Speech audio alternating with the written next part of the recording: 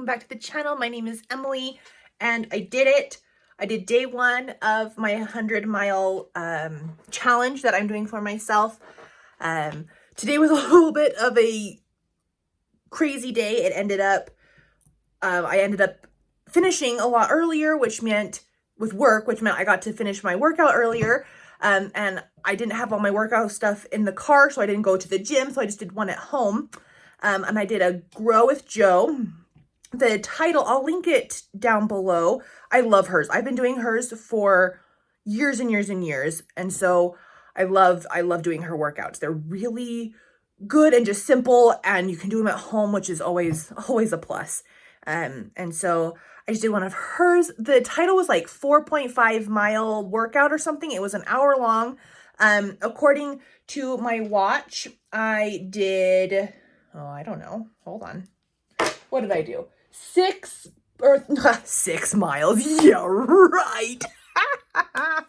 3.6 miles-ish, which is perfect, which is exactly where I want to be for the day, which is awesome. And what else?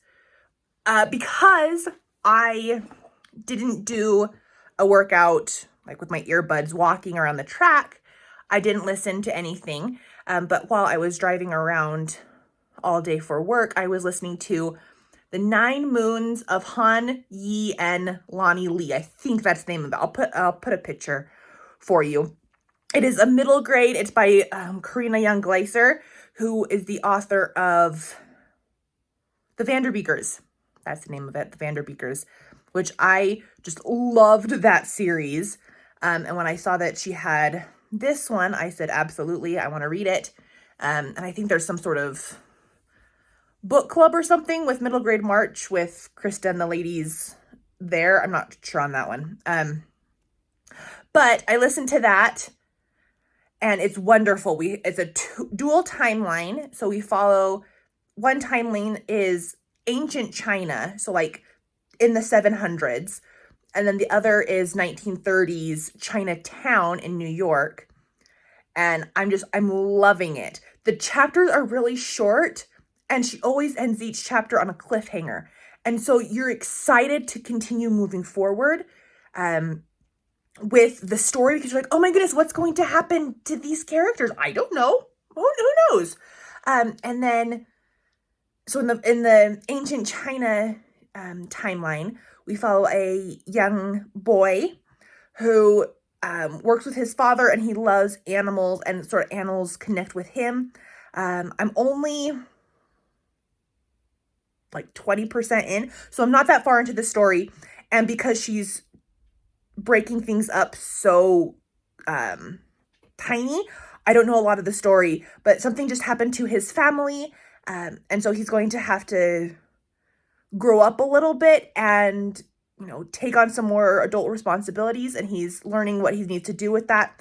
And then in the 1930s timeline, a young girl just is seeing that her parents, they own a restaurant, and she's seeing them work really, really hard for their restaurant, and then hard times are coming, and she's seeing them have to get on second jobs so that they can pay the mortgage.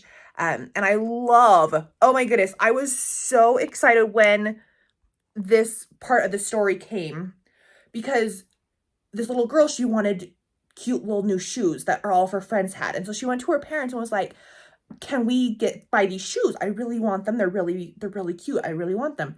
And the parents sat her down and said, just explain to her why they couldn't get the shoes, because they were working really hard to pay off their mortgage. And they said, this building in, 5 more years will be ours. And then someday it will be yours, and we'll be landowners. And I loved that, because there were so many times in books when I wish the parent would just sit the child down and explain why something can't happen.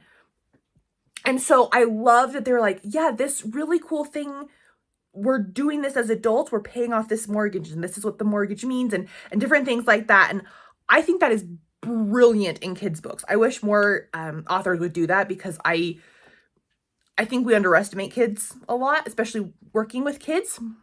Anyway, I'm loving it. It's due back at the library tonight, so I'm hoping to finish it. It probably won't get finished, but I will try to renew it and continue listening. But then another book related thing that I got today. So with my clients, they know they are always giving me pictures that they draw, or I have a rock collection of just things that they would bring in from recess, or different like handmade things that they make. And I just love them. I love that they think of me and they want to give this little trinket to me. And today, two of my kiddos, they're about a year apart. One is going into 6th and one is going into 5th.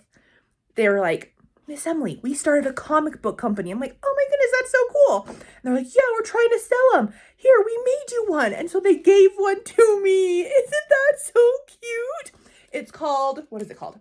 Cooking Cats by Stupid Comics. That's the name of the comic book company. I just love it so much.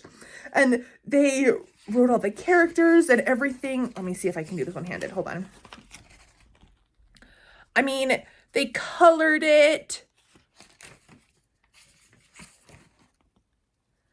It's just so cute and I love it. I'm like, oh my goodness, you guys, this is awesome. So, book haul, a new comic for me. Anyway, I did it. I'm super proud of myself for starting the month off strong with my 100 miles. And I am one day closer to my goal. So I will see you guys again tomorrow. Bye.